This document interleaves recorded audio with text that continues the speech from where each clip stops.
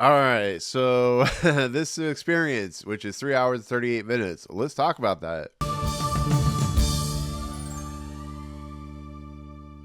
What's going on, everyone? Welcome to Movie Emporium's movie review of The Brutalist, the newest film for director Brady Corbet. Okay, so here we have a 3 hour and 38-minute movie with a 15-minute intermission called The Brutalist. It's about a character named Laszlo Toth, who is a Hungarian Jew, escaped the Holocaust, is an American immigrant from Budapest, and it's played by Adrien Brody. And basically, what this movie is an epic in scale story of the immigrant experience. It follows Laszlo as he kind of meets his cousin, who's played by Alessandro Nivola.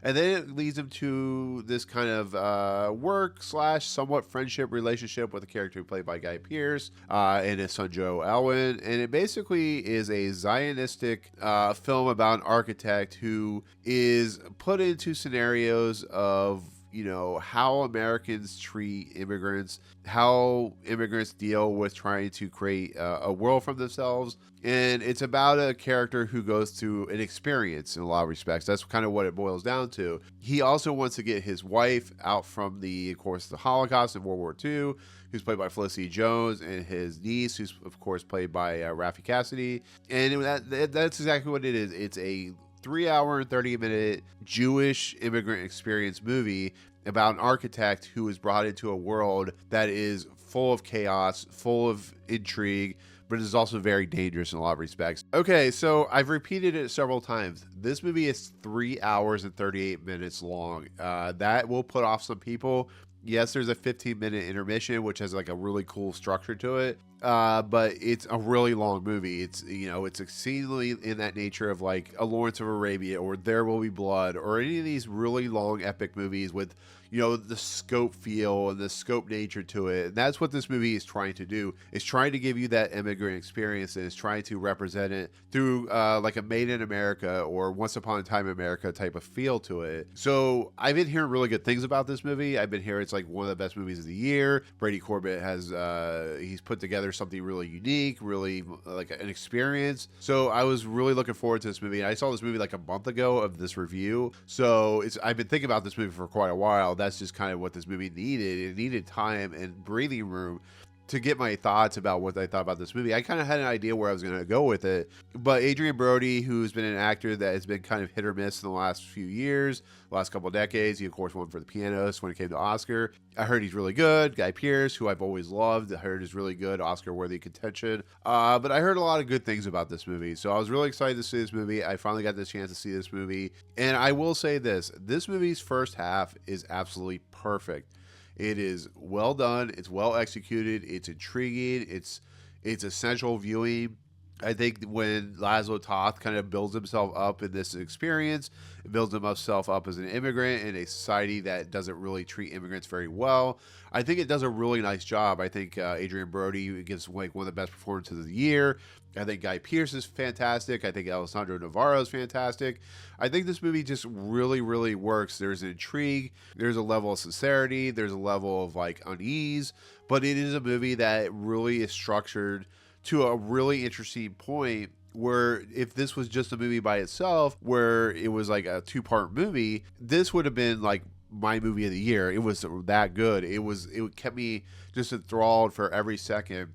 What Brady Corbet is doing from the time he makes it into America to the time where he starts building this structure, it is absolutely like it's mostly devastating because he wants his wife, but it's also fascinating. It's also heartfelt. It's also very hopeful. It has a lot of hope and arms. I love that Laszlo is not like a push around. He's a guy that really loves what he does. He has a real feel.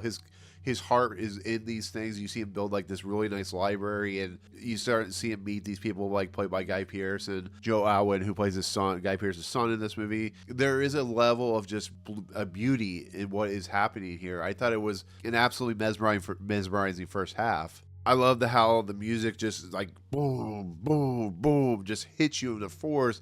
And I love the shot of the upside down Statue of Liberty, which can give you a lot of stuff about how upside down the world is and stuff like that. And what we get all this information about Laszlo and how his character plays out. The first half is just absolutely brilliant filmmaking, and then we get to the second half, and it completely falls apart in my book. I know a lot of people love this movie; they love the second half more, but as much as I love Felicity Jones, I think she's a fantastic actress. I think when she comes in the mix, I think when Raffey Cassidy comes in the mix, I think when this movie starts hitting into how do we wrap up this 3 hour, 38 minute movie, it completely falls apart to me, to be fairly honest. It actually went from being one of my favorite movies of the year to something that I was like, this is really baffling, because it starts making choices, pushing ideas that are interesting. I'm not saying it was bad. I just think when you see what happens with Laszlo Toth's character, you introduce Felicity Jones, which I think is absolutely not great in this movie. When you start adding all this interesting, or what would be interesting ideas,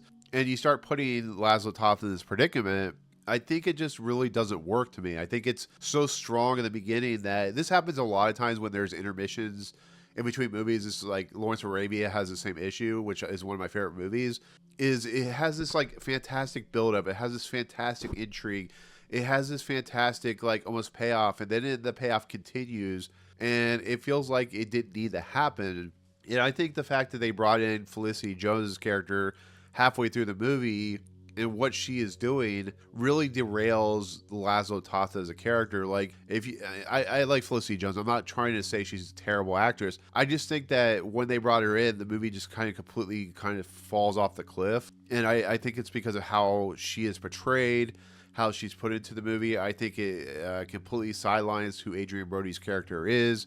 And I think it's just a weird, wonky kind of juxtaposition from the first half to the second half. And then they make choices with Guy Pearce that are absolutely undefensible. And I just think when you sit down and when you watch this movie, you're so excited about what you're watching, but when you get to the second half, you're just like, what is the point? What is the point at this moment? Like, what is the point with Raffey Cassidy? It's like, it's trying too much and it's trying to do too much. And when it finishes, it's just like, I don't care anymore, to be fairly honest. It gets to a point where it gets to the end, it does what There Will Be Blood does, where it has to find a way to end, but it does it so quickly and dramatically, and is so kind of weirdly paced and what happens to certain characters, that when it leads to the end, it's just like, I guess I've been through an experience, but it's just not something I truly loved. And so therefore, I was completely disappointed with the second half. So to me, it's a tale of two halves. First half is perfect. Second half is just not a very good movie, to be fairly honest. And that's just how I feel. I know a lot of people won't agree with me, and that's perfectly all right. But